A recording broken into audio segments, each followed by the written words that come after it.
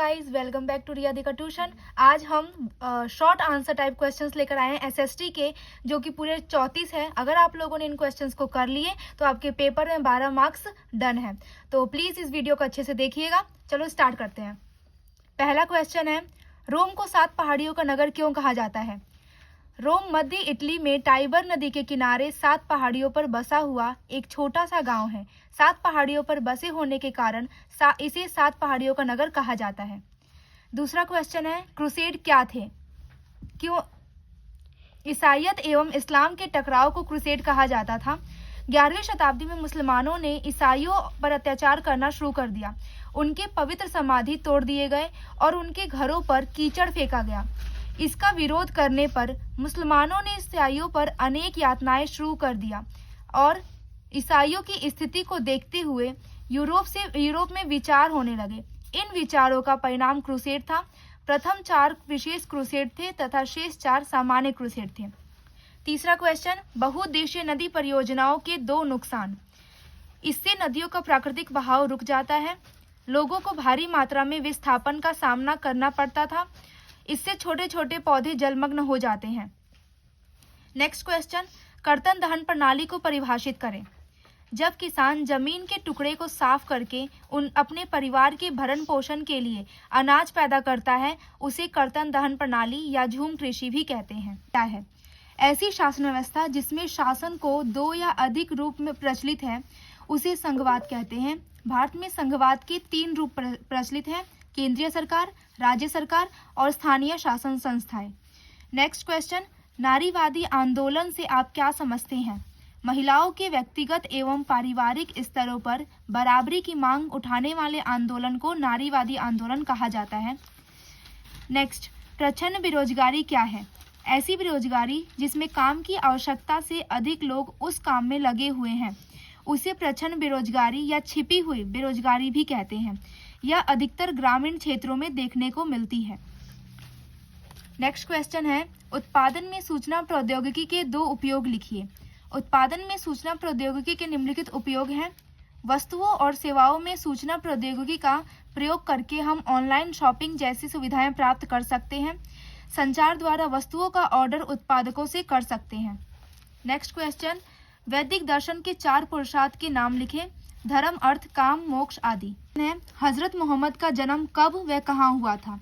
हजरत मोहम्मद का जन्म 570 ईस्वी में अरब प्रायद्वीप के मक्का नगर में हुआ। नेक्स्ट क्वेश्चन, पारिस्थितिकी तंत्र किसे कहते हैं? पृथ्वी पर करोड़ों जीवधारी आपस में मिलकर एक तंत्र का निर्माण करते हैं, जिसे पारिस्थितिकी तंत्र कहते हैं। श्रम के लैंगिक विभाजन का क्या अर्थ है? काम के बंटवारे का ऐसा ढंग जिसमें घर के सारे काम घर की औरतें करती हैं या अपने नौकरों व नौकरानियों से करवाती हैं। खनिजों का हमारे दैनिक जीवन में क्या महत्व है? खनिजों का हमारे दैनिक जीवन में बहुत अधिक महत्व है। लगभग हर चीज जिसका हम प्रयोग करते हैं, एक छोटी सुई से लेकर एक बड़ी इमारत तक या हवाई जहाज आदि खनिजों से बनी है। यहाँ तक कि हमारे खाद्य पदार्थों में भी खनिज है। इस प्रकार त्योहार, सजावट, निर्माण आदि सभी चीजों में खनिज शामिल है। बहुराष्ट्रीय कंपनी किसे कहते हैं? वह कंपनी जो एक से अधिक देशों में उत्पादन पर नियंत्रण व स्वामित्व रखती है, उन्हें बहुराष्ट्रीय कंपनी कहते हैं।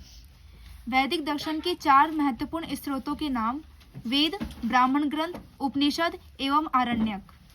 खनिजों की 2 विशेषताएं लिखें। खनिजों की निश्चित आंतरिक संरचना का होना और खनिजों का मूल्य होना। लोकतंत्र के 2 मुख्य तत्व कौन कौन से हैं? राजनीतिक दलों का होना, नियमित चुनाव का होना। भारत की 2 बहुराष्ट्रीय कंपनियों के नाम: टाटा मोटर्स और इन्फोसिस रेनबेक्सी। आरक्षित या सुरक्षित वन किसे कहते हैं? वह वन जिनसे इमारती लकड़ी एवं अन्य उपयोगी वस्तुएं प्राप्त करने के लिए सुरक्षित किया गया है। इसमें पशुओं को चरने की आवश्यकता नहीं होती। बहुराष्ट्रीय कंपनियां किन स्थानों पर अपनी इकाइयां स्थापित करती हैं? 2 कारण बताइए। वह स्थान जो बाजार के निकट हो। दूसरा, जहां कुशल व अकुशल सस्ते श्रम उपलब्ध हो। नेक्स्ट क्वेश्चन है, गौतम बुद्ध के जीवन की 4 महत्वपूर्ण घटनाओं के नाम बताओ। महाभिनिष्क्रमण, संबोधि, धर्मचक्र प्रवर्तन और महापरिनिर्वाण। क्वेश्चन, सकल घरेलू उत्पाद किसे कहते हैं? किसी एक वर्ष में प्रत्येक क्षेत्र के द्वारा उत्पादित अंतिम वस्तुओं और सेवाओं के अंतिम मूल्य के योग को सकल घरेलू उत्पाद कहते हैं। निवेश किसे कहते हैं? परिसंपत्तियों, मकान, भवन, मशीन तथा अन्य उपकरणों की खरीद में व्यय की गई राशि को निवेश कहते हैं। मध्यकालीन यूरोपीय समाज कितने वर्गों में बटा था? मध्यकालीन यूरोपीय समाज 3 वर्गों में बटा था, पादरी वर्ग, सामंत और सामान्य जन। संविधान सभा की पहली बैठक कब तथा किसकी अध्यक्षता में हुई? संविधान सभा की पहली बैठक 9 दिसंबर 1946 को डॉक्टर राजेंद्र प्रसाद की अध्यक्षता में हुई। संविधान सभा में 389 सदस्य थे। मिलावट का क्या अर्थ होता है? जब अधिक लाभ कमाने के लिए बढ़िया वस्तु में उससे मिलती जुलती कोई नकली वस्तु मिला देना तथा बेचना मिलावट कहलाता है। उदाहरण, काली मिर्च में पपीते का बीज मिलाना। उपभोक्ता शोषण से क्या अभिप्राय है? जब कोई दुकानदार उपभोक्ता को असली वस्तु के स्थान पर उससे मिलती जुलती नकली वस्तु बेचता है तथा अधिक कीमत वसूल करता है, उसे उपभोक्ता शोषण कहते हैं। संरक्षण अधिनियम 1986 के उद्देश्य बताइए। उपभोक्ता संरक्षण अधिनियम 1986 के उद्देश्य निम्नलिखित हैं। पहला, लोगों के जीवन एवं संपत्ति को हानि पहुंचाने वाले वस्तुओं की बिक्री पर प्रतिबंध लगाना। दूसरा, उपभोक्ताओं का शिक्षा का अधिकार। तीसरा, अनुचित व्यापार व्यवहार से उपभोक्ताओं की रक्षा करना। और चौथा है प्रतियोगी मूल्य पर वस्तुएं प्राप्त करने का अधिकार। विश्व व्यापार संगठन क्या है? विश्व व्यापार संगठन वर्ल्ड ट्रेड ऑर्गेनाइजेशन का मुख्य ध्येय अंतर्राष्ट्रीय व्यापार को बढ़ावा देना है। इसकी स्थापना 1 जनवरी 1995 में हुई थी। वस्तु विनिमय क्या है? वस्तु विनिमय एक ऐसी प्रणाली है जिसके अंतर्गत बिना मुद्रा के वस्तुओं का क्रय विक्रय किया जाता है। इसमें आवश्यकताओं के दोहरे संयोग की जरूरत पड़ती है। मुद्रा क्या है? मुद्रा के 2 कार्य बताइए। मुद्रा वह माध्यम है जिसके द्वारा वस्तुओं एवं सेवाओं को खरीदा या बेचा जाता है। मुद्रा के 2 कार्य, साख निर्माण करना, वस्तुओं एवं सेवाओं को खरीदना, और मुद्रा मूल्य संचयन का कार्य करती है। नेक्स्ट क्वेश्चन, खनिजों के 2 उपयोग लिखें। खनिज मशीनों के निर्माण में सहायक है। खनिज हमारी ऊर्जा आवश्यकताओं की पूर्ति करता है। योजना आयोग की स्थापना किसने, कब तथा क्यों की थी? योजना आयोग की स्थापना प्रधानमंत्री पंडित जवाहरलाल नेहरू ने अर्थव्यवस्था के पुनर्निर्माण के लिए 15 मार्च 1950 ईस्वी को किया था। साम्राज्यवाद का पतन कौन सी घटना के बाद हुआ? साम्राज्यवाद में कमजोर करने वाले कारकों के नाम बताएं। दूसरे विश्व युद्ध के बाद साम्राज्यवाद का पतन हुआ।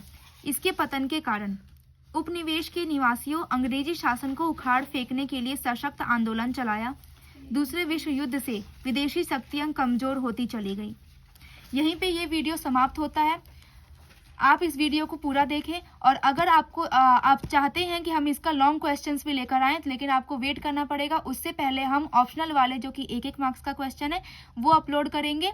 और अगर आपको ये सारे क्वेश्चंस लर्न हो जाते हैं तो आप कमेंट में ओके ज़रूर मेंशन करना।